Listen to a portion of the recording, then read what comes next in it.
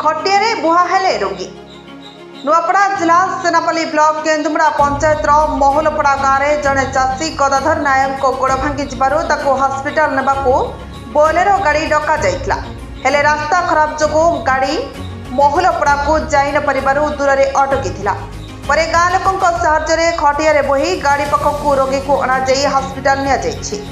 आंठुए कादुआरे अति कष्टरे रोगी को खटिया बोही गाड़ी पाखक आनिथिले लोके। वर्ष वर्ष धरी मोहलपड़ा रास्ता विपर्यस्त होइतिले भी पूर्व सरकार पक्का रास्ता देबाकू भूली गले।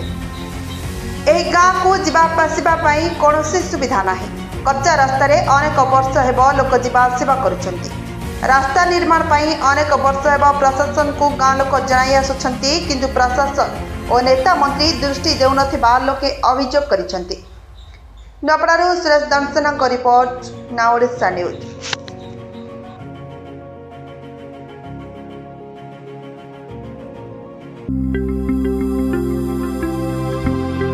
लेटेस्ट न्यूज अपडेट पाई www.nowodisha.com को लॉगिन करंतु।